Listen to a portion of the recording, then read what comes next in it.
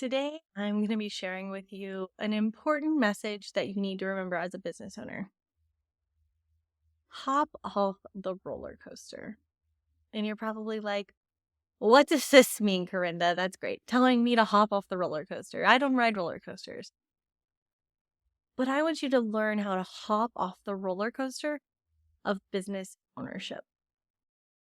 As a business owner, our business has ebbs and flows. It has ups and downs. It has busy seasons and it has slow seasons. And it is so easy to put all of your heart and soul into your business and then be so attached and so emotionally invested that you ride the ups and downs that come with business ownership with your business. So what I want to tell you today and what I want to challenge you with is that you have every ability to step off the roller coaster in your business. You have every ability to decide, I am not going to ride the roller coaster anymore. You can hop off that roller coaster and you can watch from a distance. You can choose to not be emotionally affected and impacted by your business. So the first thing I want to tell you is stop riding the ride. Now, you might be wondering, Karinda, how do I do this? My heart and soul is my business. Everything I do is tied to my business. And I get it. My heart and soul is in my business. But the thing is that I had to make a decision a long time ago to stop riding the ride. Because if I continued to ride the ride of my business, the ups and downs, the ebbs and flows, I would have fallen apart, guys, because it's hard. There's a lot.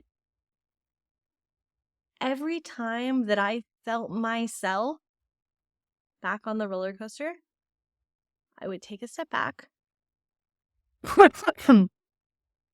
I would take a step back and I would say, Karinda, are you riding the roller coaster right now? And just ask myself. And I know it sounds like such a silly question, but just ask yourself, am I choosing to ride the roller coaster? And if you feel like the answer is yes, then you need to say, how can I take a step? How can I take a step back and instead of riding the roller coaster, watch the roller coaster? Because you can watch your business as a bystander. You can start to really take a step back and realize that business is business and that roller coaster is your business. And you get to choose whether you want to go home at night and just be so invested in how many likes did I get on Facebook, or how many views did I get on TikTok, or I haven't booked any clients, so I'm going to sit here and worry about it all night. Or you can make the decision to close your computer when it's time for you to stop working and to step off.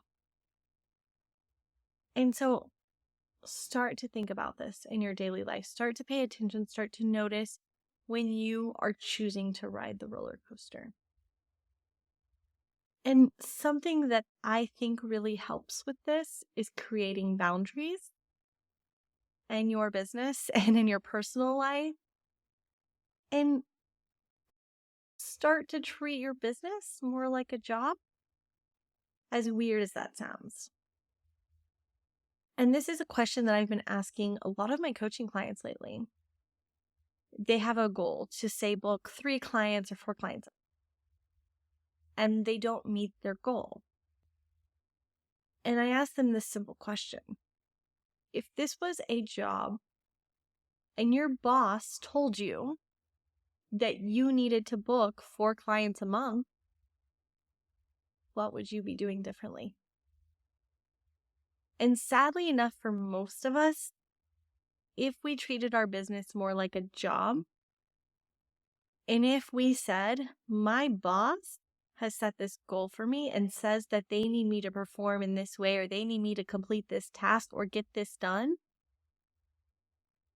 we wouldn't want to let our boss down. But all too often, we are okay with letting ourselves down. Let that sink in for a second. Why is it that you're deciding that it's okay to let yourself down and to not follow through with what you said you were going to do? But if it was somebody else, you wouldn't want to let them down. So you'd figure out how to make it work. You'd figure out how to go do the work and to get the clients. But instead, you've decided to ride the roller coaster. You've decided that for some reason, because it is your own business, you're going to go up and you're going to come down with your business. And when you're at the bottom, you're going to sit at the bottom and you're going to wallow in your misery instead of going out and doing the work you need to do. So today, I'm going to ask you this question. How would you treat your business differently if it was your job? And the second question I want to ask you is, why are you okay with letting yourself down, but you wouldn't want to let somebody else down? Why are you okay with doing things 80% of the way and not finishing them when you should do them to completion? Why are you okay with not hitting the goals that you've set for yourself? But if somebody else set those goals for you, you would feel like you need to do them. Why is your business different? Also, on this whole idea of treating your business like your job, I want you to also think about setting hours for your business. Set hours where you are sitting down at a desk working. And you might be saying, Karinda, I have a business because I want freedom and flexibility and I want to be able to do these things and go get coffee at 10 a.m. because I feel like it. And that's fine. You can still do those things. But when I say set hours and have time where you sit down and get your work done, what I mean is that you need to have boundaries on your time. You need to have some sort of consistency in when you're working.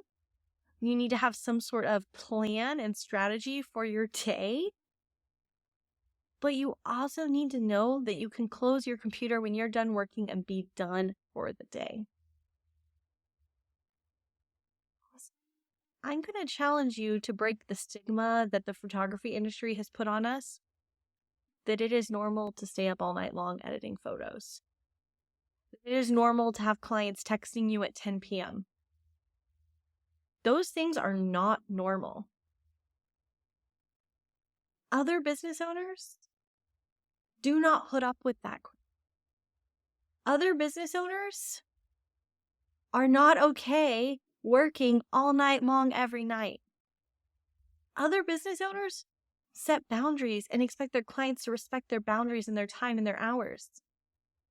Other business owners have business phones, so when they leave their office, their phone doesn't ring and their text messages aren't going off at all hours of the night. Set boundaries on your time. Don't work all night long. Have a business phone number, a business line that gets shut off and sent to voicemail after a certain time every day. Because I can promise you, as a photographer, what you do is important, but nothing is like life-threatening urgent where somebody needs to get a hold of you at midnight, right? Really, they shouldn't really need to get a hold of you after working hours. So set your working hours and ask your clients to respect those hours and your time. Start to treat your business like a job. And also in this same aspect, start to run your business like a CEO. What does a CEO do? How are they protecting their time? How are they protecting their business, their income, their revenue, their paycheck. Start to treat your business like a CEO instead of you're just a photographer. Take over that role in your business. Be the leader. Be the executive. Learn how to make smart decisions in your business as the CEO. The next thing I want to talk about today is planning in advance and creating urgency in your marketing so that you have clients in advance. This is going to help you hop off the roller coaster because you're going to know that you have things booked far in advance. You're going to know that when the new year starts, you have 10 clients on the books already.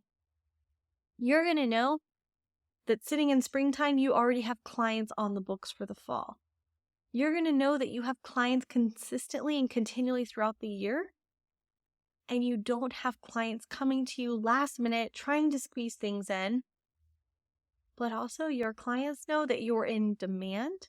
Your time and your talent is valuable, and if they want to work with you, they're going to have to book with you months in advance to get into your calendar. This is something that I really learned the value of in the wedding industry.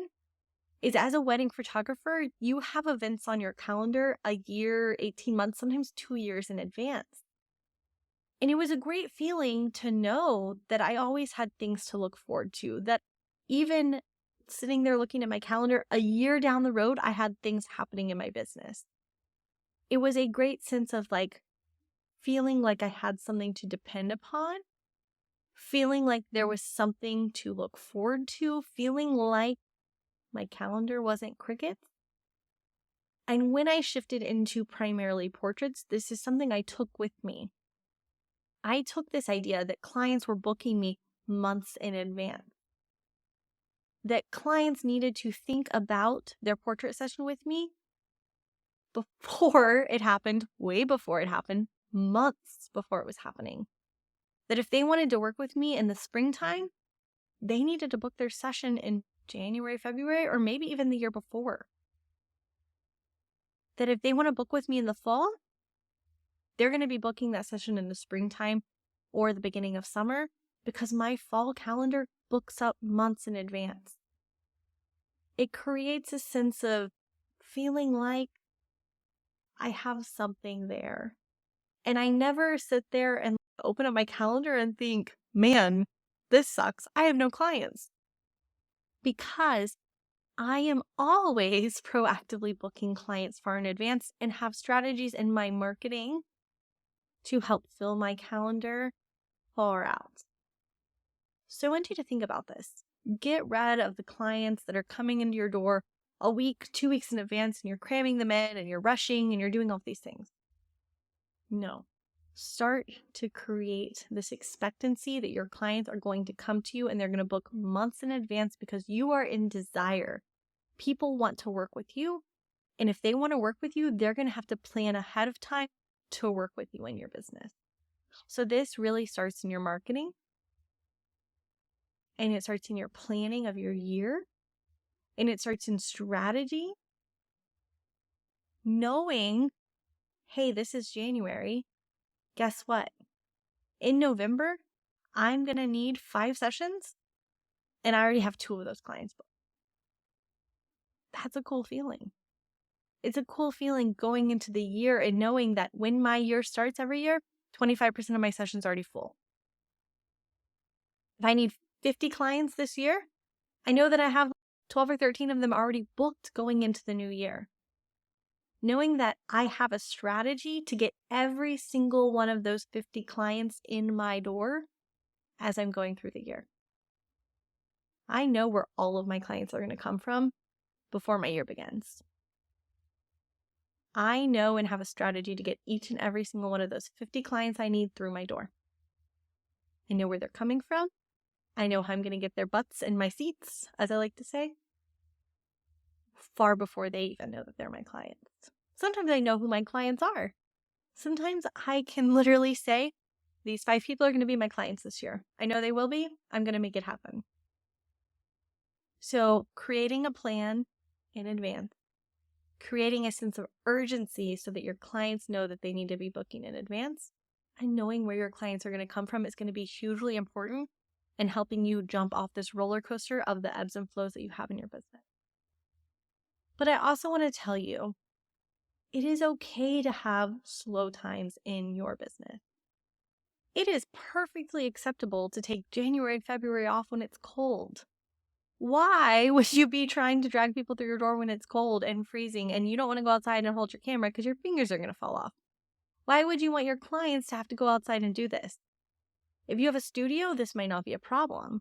But for those of you that don't have a studio, take time off. Plan to take your winter months off. I really only plan to work 6 months out of the year now in my business. I don't want to work the full year. I don't want to portrait clients every month out of the year. I want to work very strategically 6 months out of the year. And then I want to have the rest of that time to plan, to strategize, to create what I want to create, to do what I want to do, to take vacations, to take time off. I want to have down months where I don't have any clients I have to deal with because I want to break from it. Y'all might not know this, but I am very much so an introvert. I much prefer to be in my own little bubble and not to have to talk to people. But I've had to learn how to be an extrovert in my business. I've had to learn how to deal with people. But sometimes I need a break. Sometimes we all need a break. Sometimes we need to rest and recover. So plan that into your year. Plan that recovery time. Plan that rest. Plan that strategy time that allows you to strategize, to create plans, and also to really get things done so that you don't have to deal with them the rest of the year. I use my down months to create social media content, to blog, to do a bunch of those little things that I can just get done so I don't have to deal with them in my busy month. The last thing I want to talk to you about today when it comes to hopping off the roller coaster is automating your marketing. Because what happens all too often is whenever you are in busy season, so let's say you're in springtime. In springtime, you have all these clients, everybody wants portraits when the weather's good, there's flowers out, things are blooming, and you get so busy with clients that you forgot to market your business. You weren't posting on social media like you should. You weren't connecting with people. You weren't doing you weren't posting on social media. You weren't connecting with people. You weren't doing events. You just got so busy in photographing clients and dealing with what you had to do that you didn't market yourself. So springtime starts to slow down and you look at your calendar and you think, oh no, I don't have any clients. What is going on? And the thing is that you got so busy in your business, you forgot to market to get those clients in your door. So now you're playing catch up. You're playing catch up, trying to get people back through your door, trying to create momentum again, trying to climb back up to the top of the roller coaster. And you feel frustrated and you feel overwhelmed. So create systems in your business to automate your marketing. And you're like, automate marketing. That sounds lovely. How do I do that? Create a strategy, create a plan far in advance that allows you to have things posting, things going out into the world, even when you're busy. Make sure that you are always active, showing up in your marketing, from social media to emails to events to all of these little things that go into marketing. There's a lot, which I could go on and on about for an hour and a half, but I won't right now. Actually, to be exact, 24 hours. That's how much marketing content is in our course and how long I could talk about marketing. So there's a lot. But what I want you to think of are what are some things you can do so that you are showing up in your marketing, that you have a strategy in place for your marketing, you have a plan in place, and you have systems that are working for you and are manageable even when you are in a busy season. So, how can you automate your marketing so that it's working when you are too busy to do the work yourself? Start to plan, start to strategize, start to create urgency in your marketing so that you're booking clients in advance. So when you hit those slow seasons, you know that you have clients coming. Start to treat your business like a job. Start to create boundaries. Stop letting yourself down, guys. You wouldn't let your boss down, so why are you letting yourself down? Start to act like the CEO of your business and make the decision to hop off the roller coaster today. And I hope that each and every time you feel yourself riding the roller coaster, going with the highs and the lows, that you stop and say to yourself, hop off the roller coaster. I don't need to be on the roller coaster. I need to get off of this. It's not healthy. It's not safe. It isn't good for me. Choosing to ride the roller coaster in your business not only is bad for you mentally, choosing to ride the roller coaster in your business is not only bad for you mentally, but it can physically be bad for you. Stress that comes along with being a business owner, stress that comes along with riding the roller coaster of life in your business can quite literally physically make you sick. This is something we talked about in our podcast episode with Cristina about mindset and why mindset was so important. Is that stress and the way we treat our brains and our minds, that type of stuff quite literally affects other parts of our body.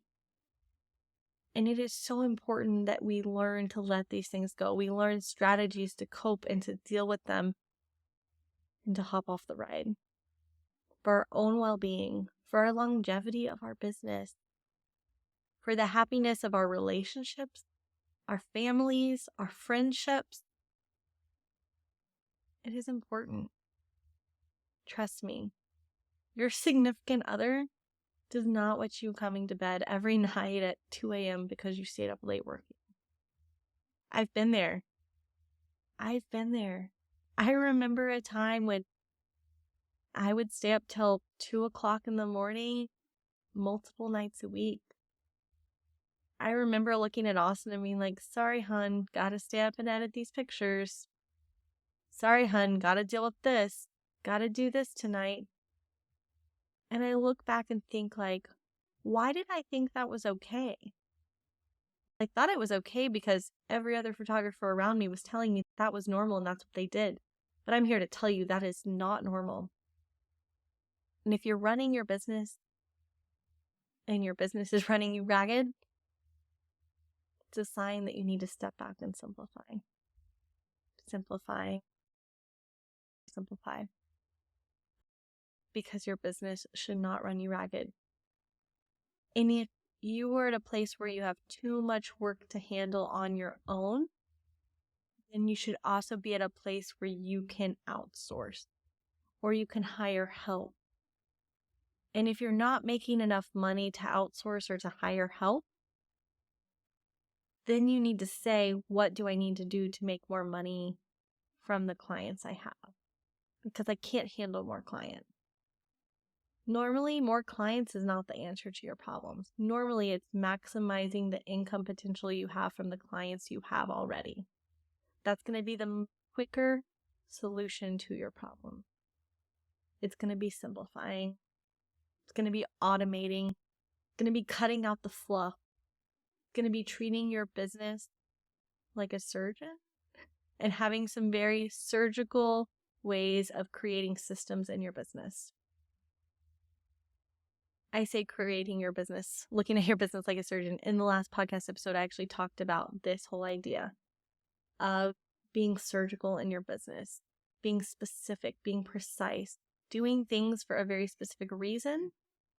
And if things do not serve your business, make you more money, give you more time back, or make your life easier, then it's probably something you need to get rid of. So, I'm going to challenge you all to hop off the roller coaster.